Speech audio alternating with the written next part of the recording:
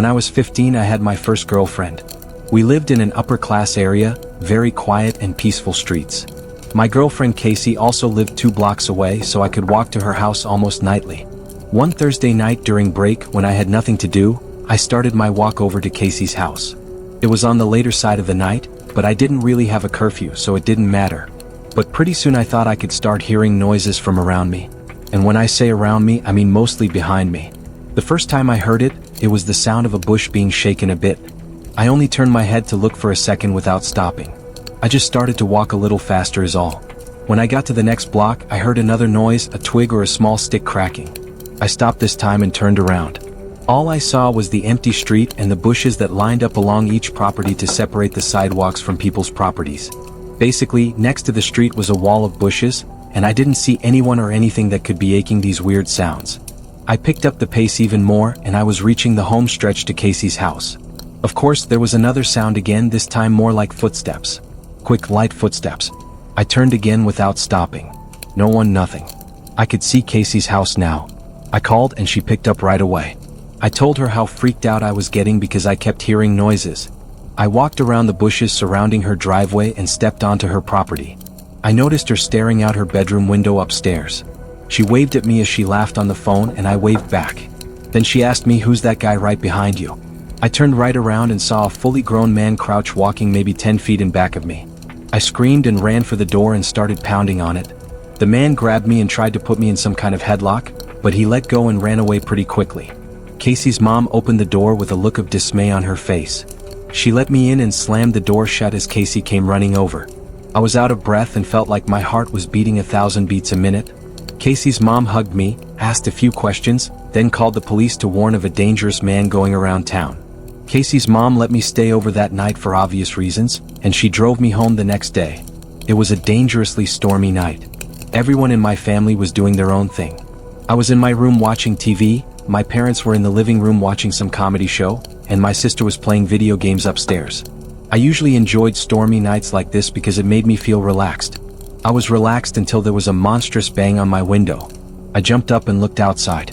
There was someone outside my window, but the large amount of rain pouring down the window kind of blurred his face. He started pounding at my window. It sounded like he was screaming for help. I opened the window just a crack and he screamed in. "Let me in. I'm hurt." The rain was so loud I had to scream at him to come around front. Then I shut my window.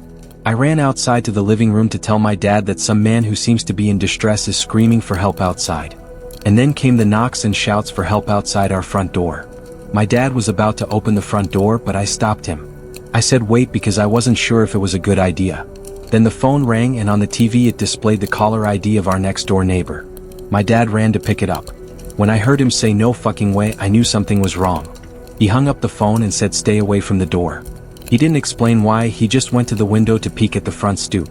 There is where he said he saw a guy crouched down, pounding on the door, holding some kind of large, sharp tool. My dad yelled through the front door at the man to go away before the cops get here. Then he actually got on the phone with the cops. Eventually the man outside gave up and he disappeared the next time we checked. When my dad was on the phone with a neighbor, he told my dad that he saw some homeless-looking guy rummaging through his shed and came out with a large chopping axe. The cops found the crazed man wandering around the streets and it made it in the newspaper a few days later. One night when I was a really young kid, I was in the living room watching my favorite cartoon. I had the TV pretty loud, but I thought I could hear my mom calling my name from downstairs. I called back. "What?" She didn't answer, so I guess she couldn't hear me. I heard her call me again, so I went down to the basement. The lights were off, so halfway down I called for my mom. She didn't answer. I didn't know where she could be calling me from, but one thing was for certain though. She wasn't in the basement. I started going back up the stairs, but before I even got to the top stair, I heard my mom's voice again from down in the basement calling my name. I looked down into the pitch blackness. I ran back up to the top step, turned on the lights, and walked halfway back down, peeking into the basement. I didn't see my mom anywhere down there.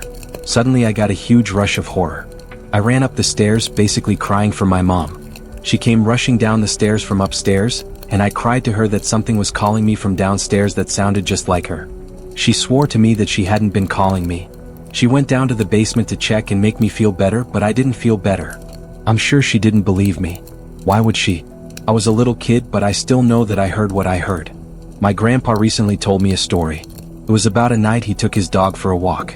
He used to have a small Boston Terrier named Sherry, who he named after an old friend of his who passed away. My grandpa lives like 2 hours from us on a farm, and there's not much that goes on there. He lives with his wife, Marianne, who he married like 15 years back. Every day, Marianne would take Sherry for a walk in the morning and my grandpa would take her for a walk in the evening.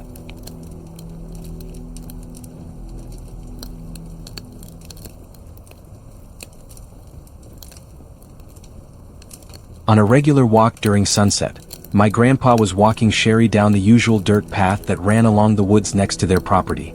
My grandpa passed by another person on the trail who Sherry instinctively barked and pulled towards like most dogs do when they see strangers. My grandpa said hello to the stranger who had a large hood up, but the stranger just walked past without even batting an eye, so he and the dog kept walking. Sherry kept looking back every so often and barking. However, my grandpa would tell him to shush and yank at the leash to keep him walking. Eventually, my grandpa would turn around to look at what Sherry could be barking at. The stranger who passed him by a few minutes earlier was stalking him from behind a tree in the near distance. My grandpa decided to pick up the pace as fast as possible. At his old age, he always carries pepper spray in his big coat pocket just in case. He was getting closer to the house when suddenly he heard clicks from the leaves on the ground inches behind him.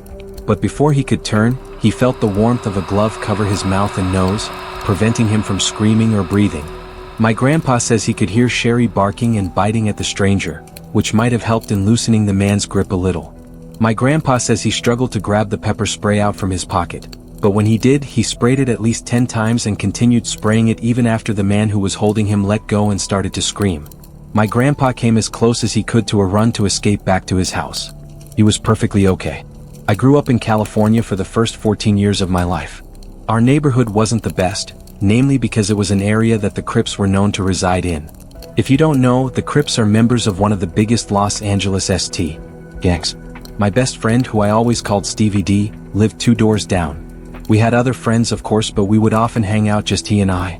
We'd usually ride our bikes together around town or play video games, just basic kid stuff. When we were 12, we were biking around the neighborhood one night and decided to visit a well-known abandoned house. It had been uninhabited for many years because no one would buy it for whatever reason. When we pulled up on our bikes to the front of the house, Stevie pointed to the window and said, "Look." I pushed my bike a little closer to the window and focused my vision on it. I could see someone peeking out the window. I couldn't tell if they were looking at us or not, but it was definitely a person's face sitting between the curtains. It was extremely strange considering the place had been unknown for years. We stared for longer than we should have perhaps and noticed something else that was strange. The person didn't move their face at all. We inched a little closer onto the empty driveway actually. Upon getting closer, it appeared to be a Halloween decoration or something like a fake head. This meant someone had snuck into the house to put it there. Stevie D and I, being the mischievous kids we used to be, hatched an idea to sneak in through the back somehow and check out the place. We hid our bikes on the side of the house behind an overgrown bush, then snuck into the yard. To our surprise, the back door was already unlocked. But when we came to think of it, it wasn't that surprising considering it seemed someone had already broken in to put that fake head there. We stepped into the house, but we didn't want to turn the lights on and expose the fact that we were in the house.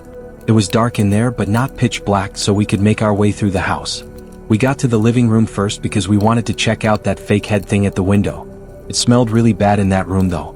I picked up the head from the windowsill and immediately dropped it and screamed. I dropped it not because it was surprisingly heavy, but because it also felt like real skin. I saw a dark liquid pouring out from the bottom of the head that was now on the floor. It was blood. It was a real human head. There were 2 cracks in the ceiling above us. Stevie and I looked at each other with our mouths hanging open. We ran for the back door and got back on our bikes to get the hell out of there. Anyone in our immediate area learned pretty soon that the head belonged to a victim of the Crips who apparently placed the head there as some kind of message. I don't think anyone knew the full story, but there was a good chance whoever placed that head there was still in the house, because Stevie and I both heard cracks in the ceiling above us, as if someone was coming downstairs.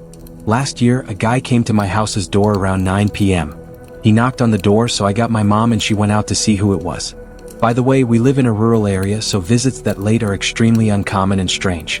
The guy talked to my mom about how he was opening a business, asked whether she liked American-made products, then handed her a Clorox container as a sample. He went back to his minivan and opened it to get a quote-UN quote vacuum cleaner. When my mom saw 5 other men sitting inside, she told me to run and get my phone since we don't have a landline. I couldn't find it, so I got my knife and stood around the corner. She threw the container outside and told them to get the hell off her property, as well as that she was calling the cops. They peeled out of the driveway and we never saw the car again. I've always been an extreme sports person, ever since I was little. Mountain climbing, parasailing, scuba diving. Though I've always been an avid skier, I go upstate skiing at least 10 times a season, sometimes with friends, sometimes alone. My friend, who I'll call Q, agreed to come upstate and go camping with me so we could do some backcountry skiing.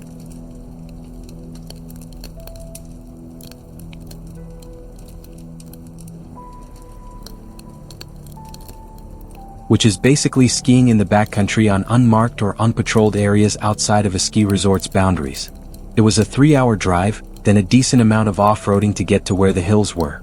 I parked my truck at the bottom of a decent-looking area full of hills, but I also stopped there because I couldn't really drive out much further given that there were too many trees.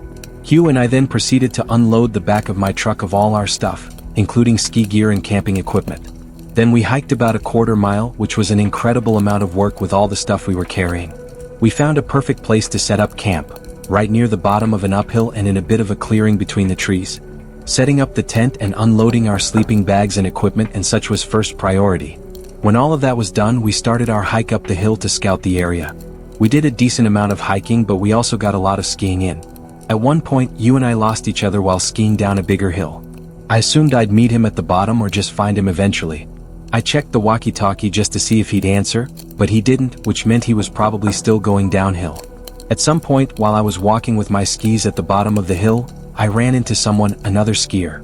He sounded very friendly under a ski mask, asking you where the best hills are and if we were camping and such. He had his skis strapped to his orange backpack.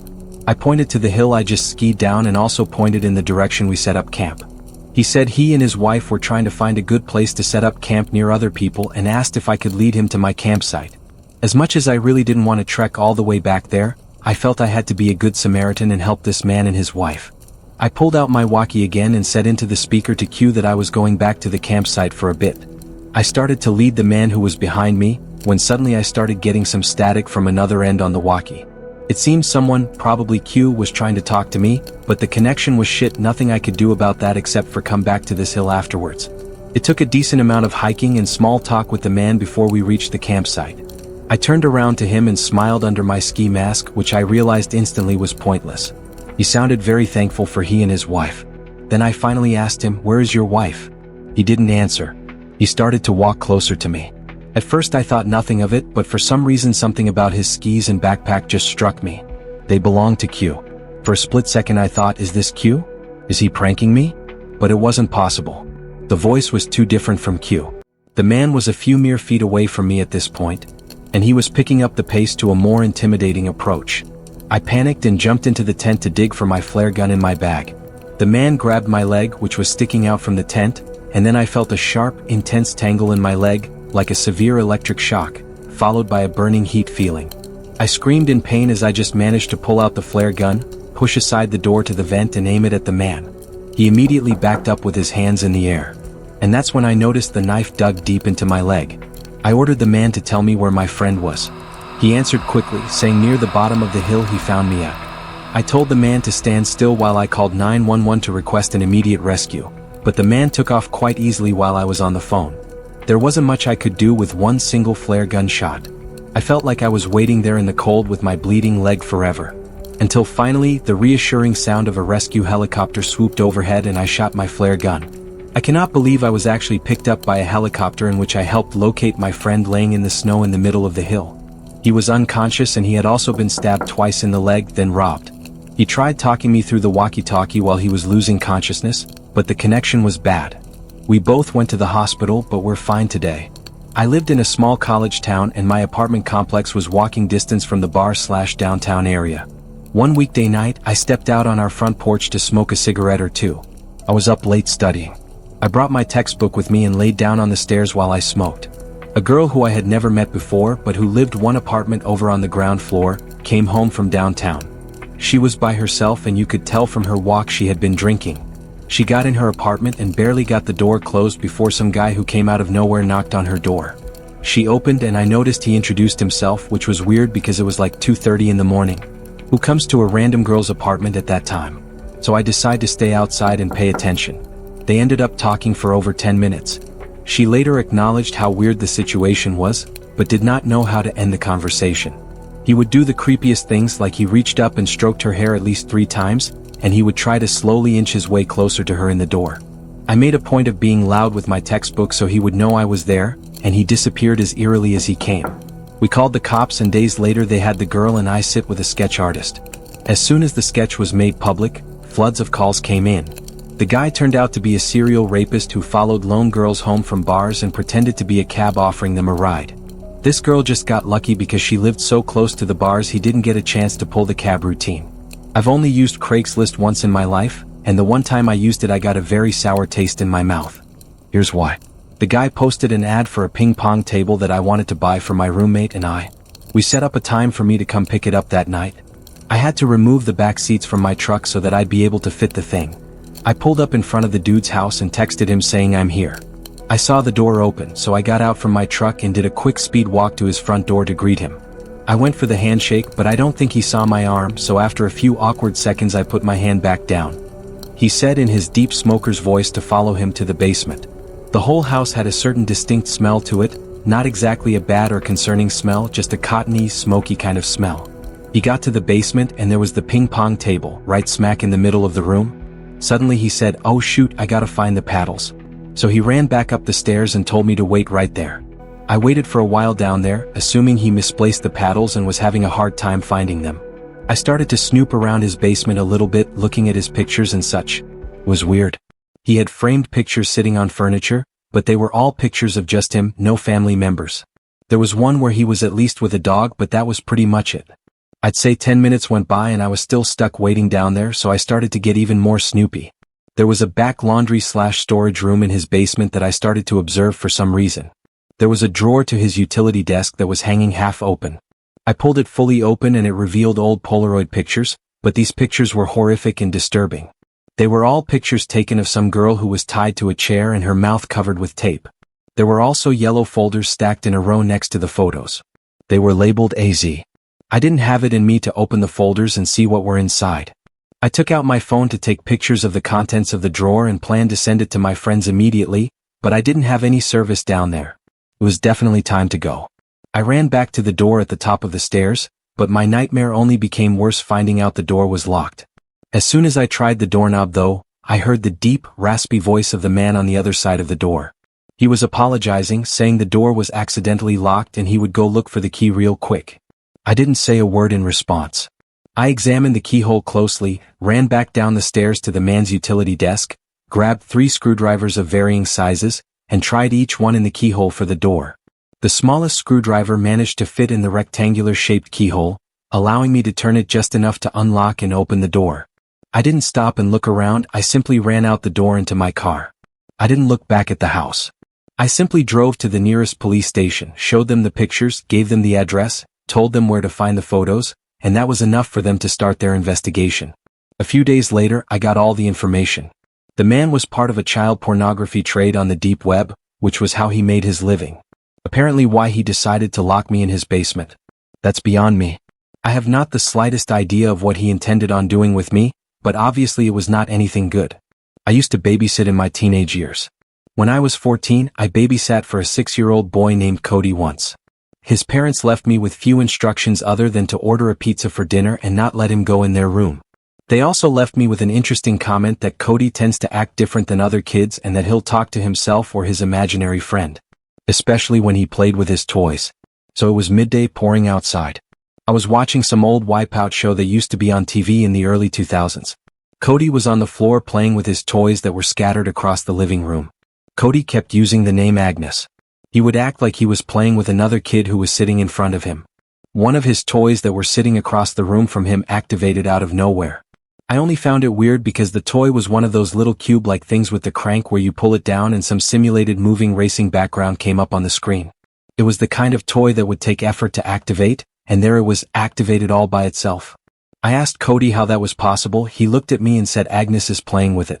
I have to admit it was a little disturbing hearing him say that. I picked up the toy and turned it off. That night, in the final hour waiting for his parents to come back, I was in the bathroom washing up when there was a knock at the door. "Cody?" I said. I opened the door. Cody wasn't there. I looked into the hallway for Cody. One of the doors at the end of the hall started to creak open slowly, like really slowly. I turned off the light to the bathroom and walked into the room expecting to see Cody playing around, trying to scare me. Instead, Cody was sitting on the bed in the far corner of the room looking at me. I asked him who just pushed open the door. Agnes, he said. Now, truly freaked out, I went to pick Cody up off the bed and brought him to the living room, where I spent the rest of my shift until his parents came back. I didn't mention any of the weird things that happened, but when they reached out to me to watch Cody again a few weeks later, I never called them back.